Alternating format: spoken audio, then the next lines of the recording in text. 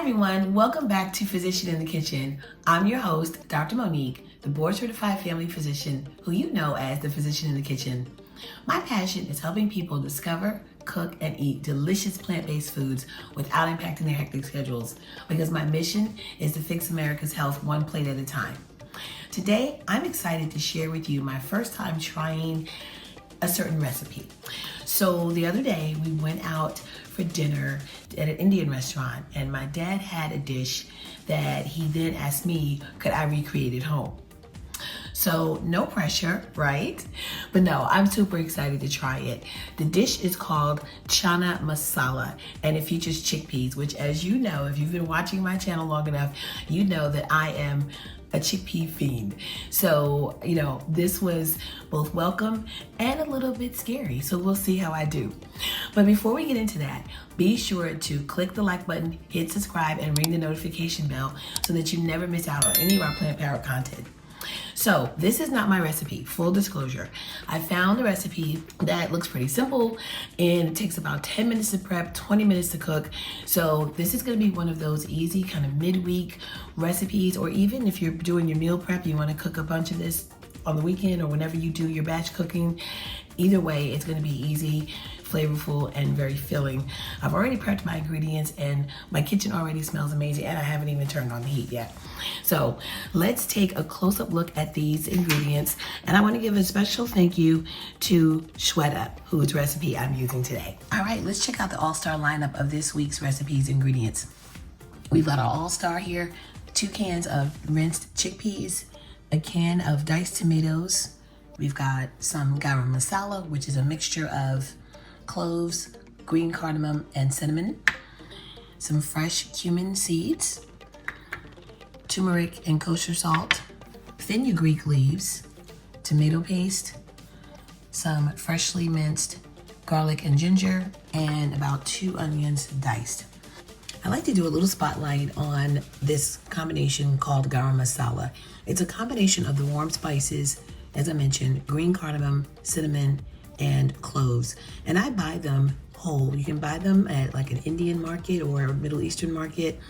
And then I have a little inexpensive spice grinder that I then make my own combination. And I like to recycle bottles of various sizes. I think this was some type of spice that I just recycled the bottle to make my own spices or to store my own spices in. And you can see these are like some pasta sauce jars that I've also recycled, and I just label them. So here's my garam masala, nothing fancy. This is literally painter's tape. Then I used this one to store my cumin seeds, and these are the fenugreek leaves. So these are kind of basic staples in Indian cooking, and since I do like to make Indian dishes from time to time, I just went ahead and invested, and I have my own supply. All right, let's put this all together and make the magic happen. Okay, so the first thing we're gonna do is go ahead and start to heat our non-stick skillet. You wanna have a nice sized pan because we're gonna be adding in various things. You want room to let everything cook evenly. So we're gonna go ahead and start warming up our olive oil. I've already added that. When that gets warm, we're gonna add our cumin seeds because we're gonna bloom them, which means basically warm them up till they start to pop and they're gonna become even more fragrant. And this is gonna start our seasoning and flavors for this dish. So I'm gonna go ahead and add in my seeds. And this is about a teaspoon of seeds, okay? Cumin already is a fragrant spice, and then when you add the oil and the heat, it really starts to come up nicely. This is already giving off a nice, nutty, sweet smell, but they're gonna start to actually pop a little bit, and then we're gonna add in our garlic and ginger. Speaking of garlic and ginger, I highly recommend, if you don't have one, go ahead and get yourself a microplaner or a zester. You can use this for grating your ginger like this. You can also use it to grate your garlic and of course zest your fresh citrus like lime or lemon or grapefruit. It's a really handy tool to have so that you don't have to use your knife for it. You can get the nice smaller pieces with a microplane. So if you don't have one, I recommend it. Doctor's orders.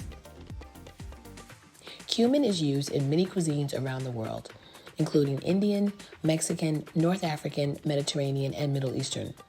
It's in the same family as the caraway seed, parsley, and dill, and it has many health benefits.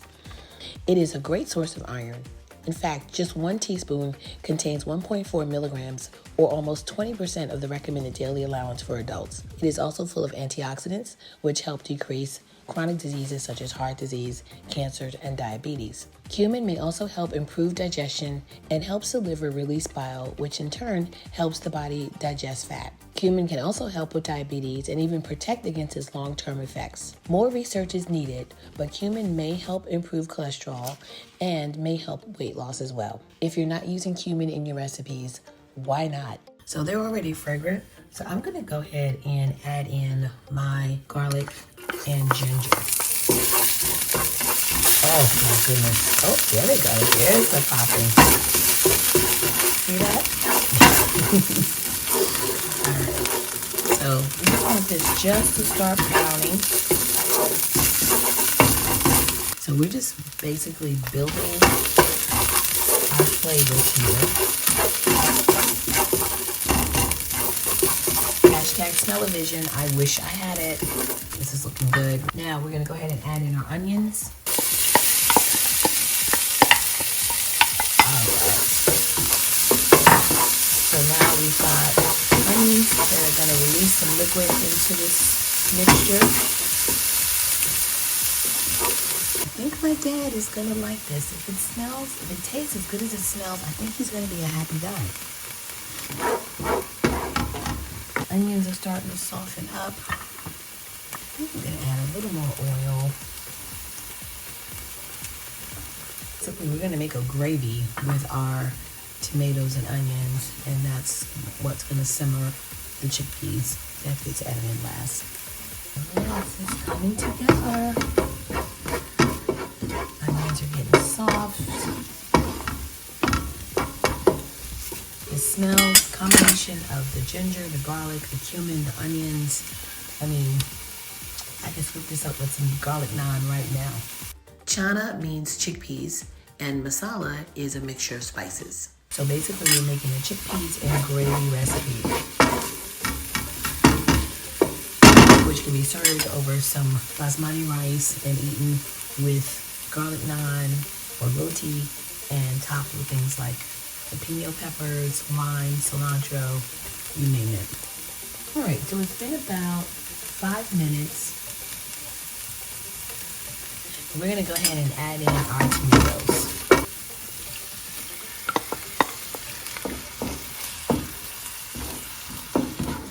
And also some tomato paste.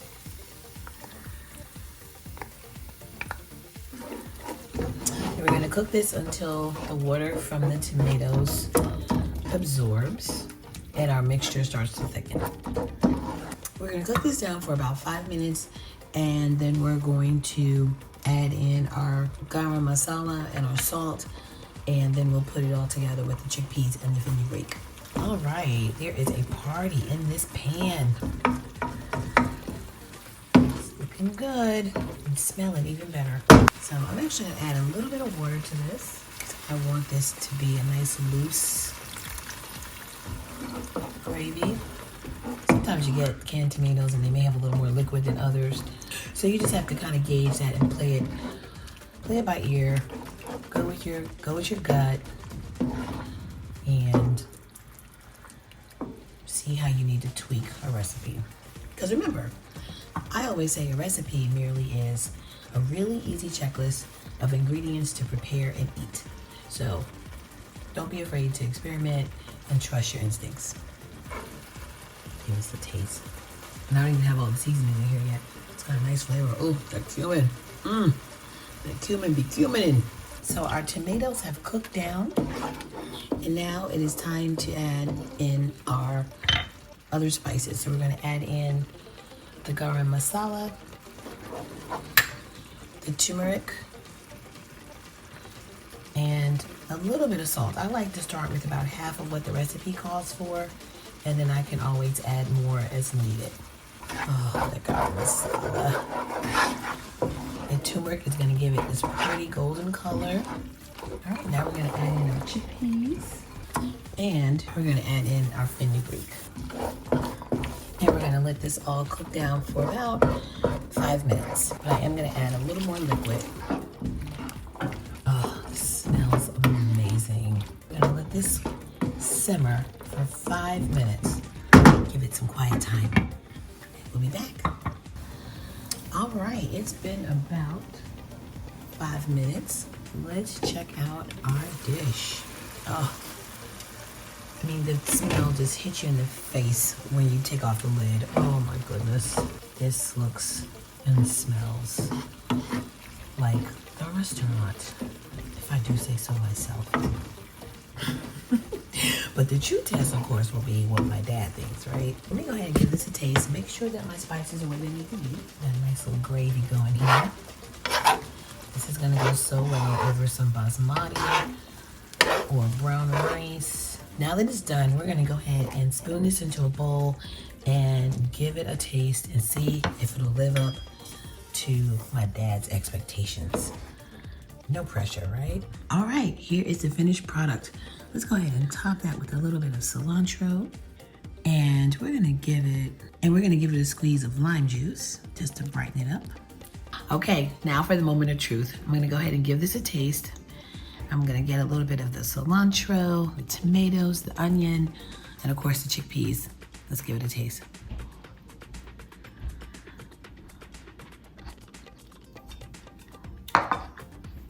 This tastes very similar to what we had at the restaurant the other day.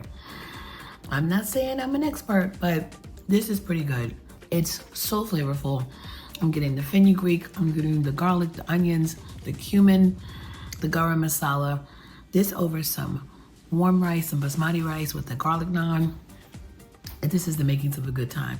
So you see how easy it is to transport yourself to a whole nother country. Didn't even need a passport with some basic pantry staples. And you may have to go to an international store to get some of the spices I used, but they're actually very affordable. And as I showed you, you can store them in your glass containers, airtight containers, so that they'll last longer and you'll have them to make in other dishes. I also use a very similar flavor combination when I'm making my chickpea curry. The main difference there is we use a little bit of coconut milk to make the curry part of the dish.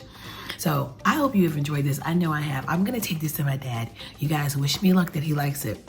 So if you've enjoyed this, please be sure to hit the like button, subscribe, and ring the notification bell so you never miss out on any of our plant-powered content. But if you need more plant-based inspirations, feel free to check out my cookbook, Doc Fix My Plate, the Physician in the Kitchen's prescriptions for your healthy meal makeover.